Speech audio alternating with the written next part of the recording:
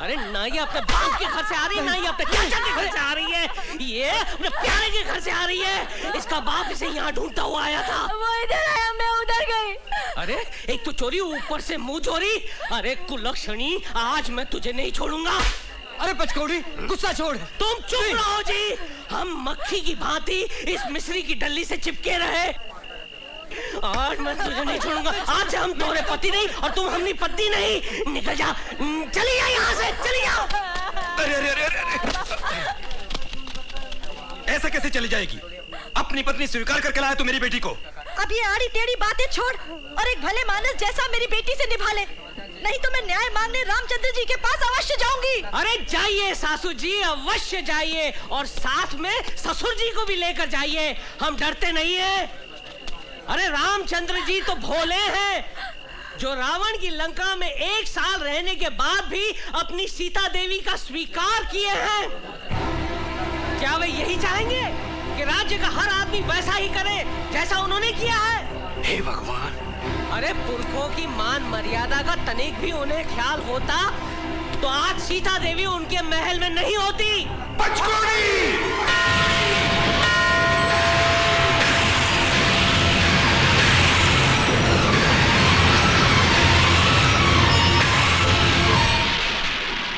अरे मूर्ख, सुरह पीकर श्री रामचंद्र जी पर कीचड़ उछाल रहा है।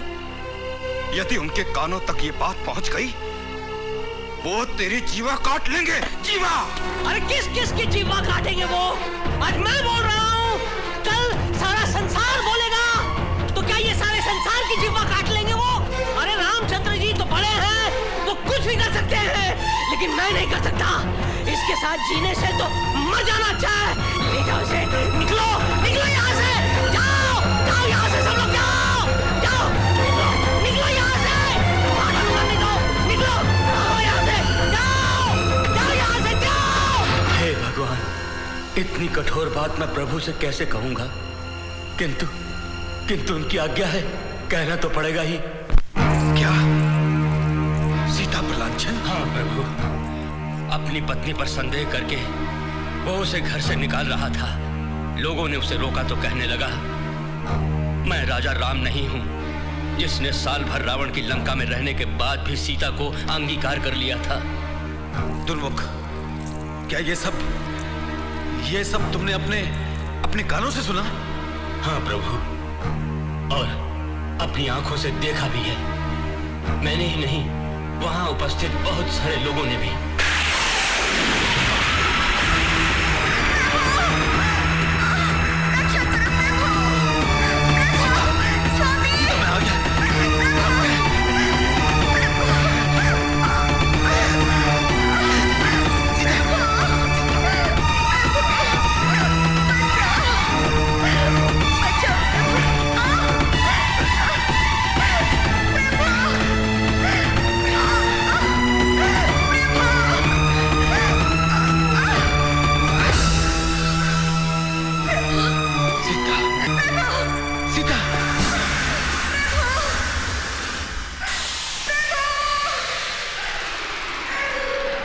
नहीं सीता, नहीं। ये राजमुकुट हम दोनों के बीच में दीवार बन गया है। मैं इस दीवार को गिरा दूंगा। रुक जाओ राम, इस प्रकार सिर से ये मुकुट उतार कर तुम अपने कर्तव्य से मुक्त नहीं हो सकते। रघुकुल के आदि देवता भगवान सूर्य देव के समक्ष कुलगुरु वशिष्ठ ने यह मुकुट तुम्हारे सिर पर रखकर तुम्हें इस साम्राज्य का महाराजा बनाया है। रिश्ते नातों की परवाह किए बिना प्रजा की इच्छा पूरी करने और उसके सुख दुख का ध्यान रखने के अभिप्राय से हमारे दरबार में तुमने सौगंध खाई है। तुम इससे विमुख नहीं हो सकते। नहीं नहीं नहीं, मुझे ये राज, ये प्रजा, ये शासन, ये महल कुछ भी नहीं चाहिए।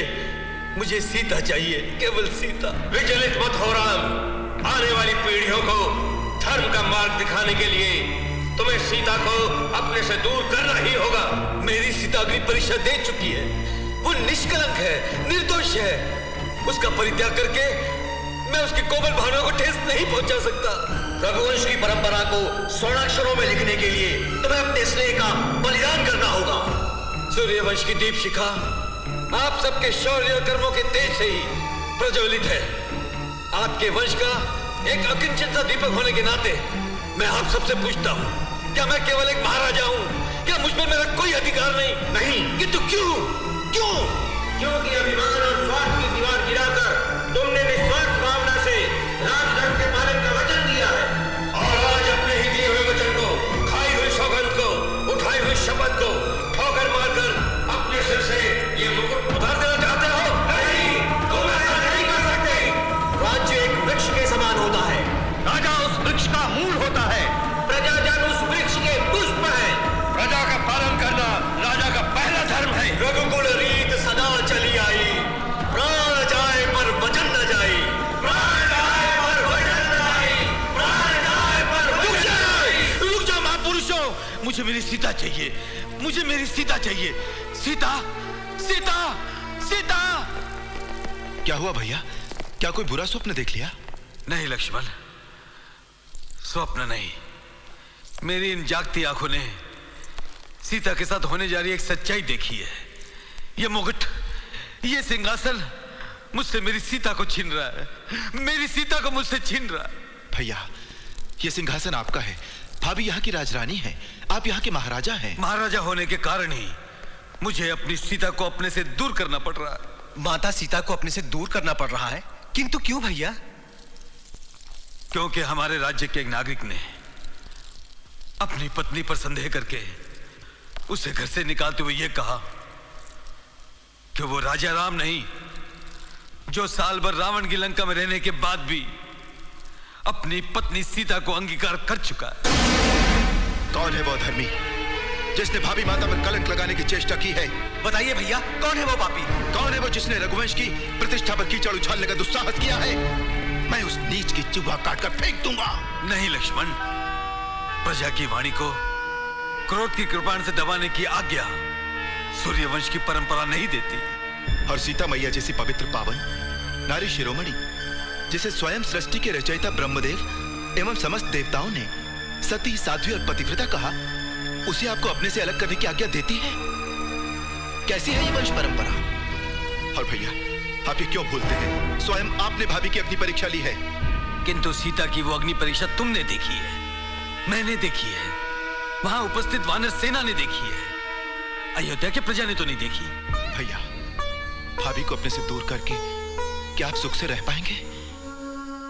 नहीं, कभी नहीं।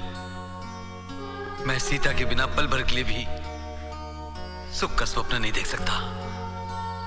और मैं जानता हूं सीता भी मेरे बिना चैन से नहीं रह सकती। एक और सीता और उसका स्नेह है, तो दूसरी और ये राज सिंहासन और मेरा राजधर्म। समझ में नहीं आता मैं क्या करूं, क्या करूं। ईश्वर करे कभी किसी शत्रु को भी जीवन में ऐसी विकट समस्या का सामना न करना पड़े।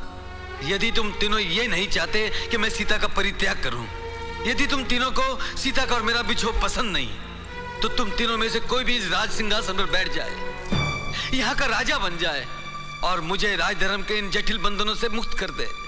लक्ष्मण, तुम ले लो मुझसे ये राज सिंहासन। नहीं, नहीं भैया, नहीं। भरत, तुम ले लो मुझसे ये राजमुकुट। नहीं, ये मुझसे नहीं होगा भैया। शत्रुघ्न, तुम संभाल लो राज्य की इस बागडोर को।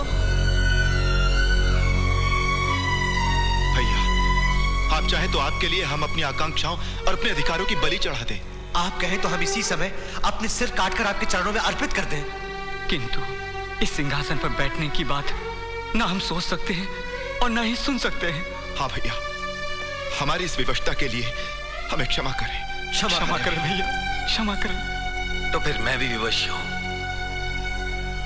मेरे सामने भी सीता को वन में भेजने के अतिरिक्त कोई विकल्प नहीं है।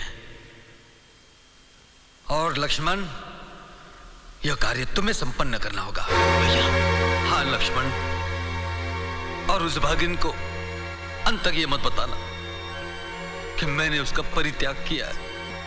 क्षमा करें भैया, आपका इतना कठोर आदेश पालन करने की सामर्थ्य मुझ में नहीं है।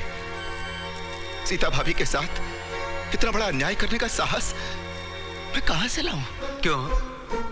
अभी तो तुमने कहा था अतिरिक्त इस सिंहासन को अपनाने के तुम मेरी हर आज्ञा का पालन करोगे? ये किस दुविधा में फंस गया मैं भैया। एक और आपका आदेश है और दूसरी ओर मेरी सीता भाभी का स्नेह। हे भगवान मैं क्या करूं मैं? ये मेरे पिछले जन्मों के पाप हैं या मेरा कोई दुर्भाग्य है?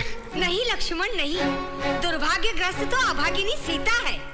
माता, हम केवल माता ही नहीं राघव, राजमाता भी हैं। और सीता तुम्हारी पत्नी ही नहीं, इस घराने की बहू भी है। और हम सीता को बहू से कहीं अधिक अपनी पुत्री मानती हैं। और उसी के प्रति इतना कठोर निर्णय लेने से पहले तुमने हमसे एक बार भी पूछने की आवश्यकता नहीं समझी। माँ, इसे मैं अपनी भूल स्वीकार करता हूँ। फिर भी ये कहने में मुझे बिल्कुल संकोच नहीं कि आपके सूर्यवंश की मान मर्यादा को कलंकित होने से बचाने के लिए मैंने ये निर्णय लिया है। अर्थात तुम ये कहना चाहते हो कि इतिहास के स्वर्णिम पृष्ठों पर जब सूर्यवंश की कथा लिखी जाएगी तो ये भी लिखा जाएगा कि वंश की मर्यादा बचाने के लिए एक नारी, वो भी गर्भवती, कुल के दीपक की मां बनने वाली नारी को अबला बनाकर सूर्यवंशी महाराजा ने वन में ठोकरें खाने के लिए भेज दिया। माँ, मेरे इस कठोर निर्णय का बाण स्वयं मेरे हृदय को भेद गया। वो गर्भवती कोई और नहीं, मेरी धर्म पत्नी है, मेरी अर्धांगिनी है, मेरी सीता है। वो मेरे जीवन का एक अंग है, वो मेरे रोम रोम में बसी है। माँ, उसके बिना मेरा जीवन कुछ नहीं। तो फिर क्यों परित्याग कर रहा है उसका? मैं क्या करूं माँ, मेरे दोनों हाथ बंधे हैं। एक हाथ प्रजा को दिए हुए वचन की डोर से, तो दूसरा हाथ राजधर्म की निर्वाह की सौगंध से।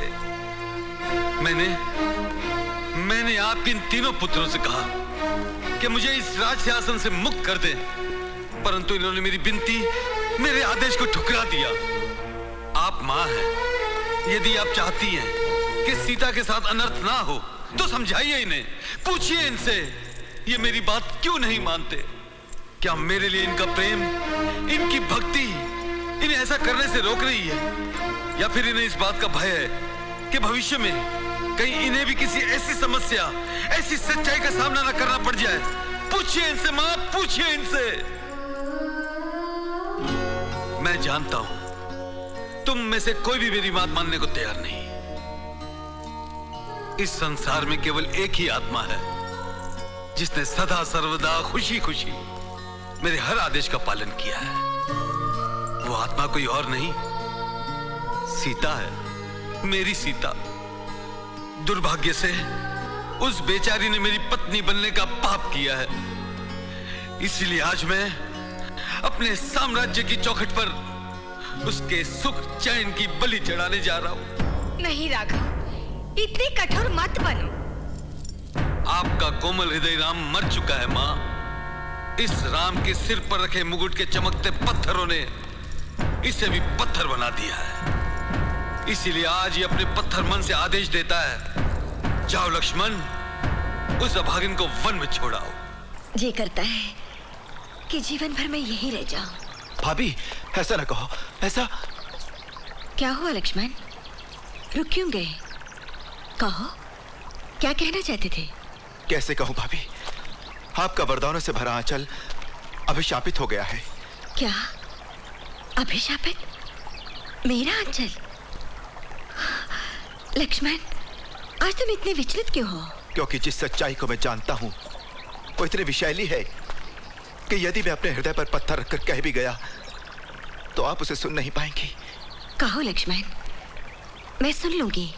कैसे कहूं भाभी, कैसे कहूं कि भैया ने आपका परित्याग कर दिया है।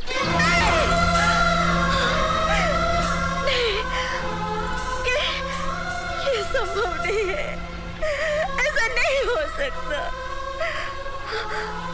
लक्ष्मण, लक्ष्मण, तुमने ठीक से तो सुना है ना? हाँ भाभी।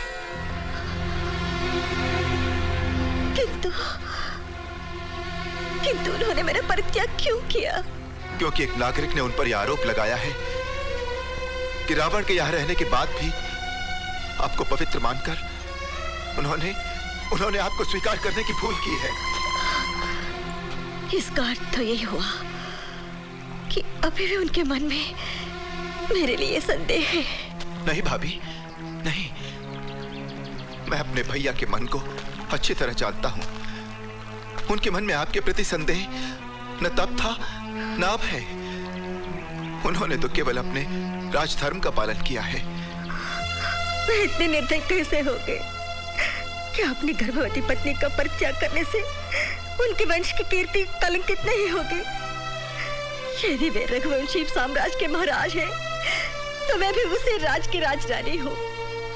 कुल की मर्यादा को कलंकित होने से बचाना केवल उनका ही नहीं, मेरा भी कर्तव्य है। इस संबंध में मैं क्या कहूँ भाभी? आप तो स्वयं धर्म स्वरूपिणी हैं। धर्म स्वरूप है तुम्हारे ज्येष्ठ भ्राता श्री राम। धर्म स्वरूप है रघुकुल के पूर्वज। वे धर्मात्मा है, वे धर्म के रक्षक है। मैं तो कलंकिनी हूँ। न मेरे पास धर्म है, न धर्म की मर्यादा। भाभी, लक्ष्मण, वनवास उन्हें हुआ था, मुझे नहीं।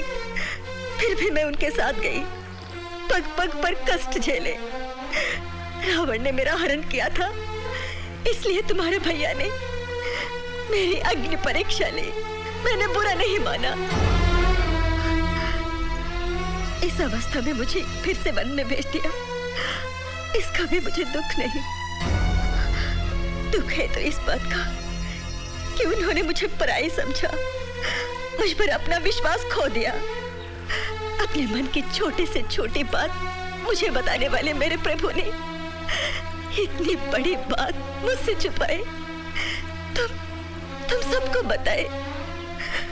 अगर पत्नी पर से पति का विश्वास उठ जाए, तो उसके जीने का क्या लाभ है? क्या लाभ है? रुक जाइए भाभी, रुक जाइए। आपको मेरी सौगंध है। नहीं लक्ष्मी, नहीं, मुझे मत भाभी, रोको। भाभी, आपके साथ घोर अन्याय हुआ है, ये सत्य है। फिर भी आपको अपने जीवन के साथ किसी और की हत्या करने का क्या अधिकार है? आप अकेली इस वन में नहीं आई हैं। रघुवंश का भावी उत्तराधिकारी भी अपने साथ लाई है।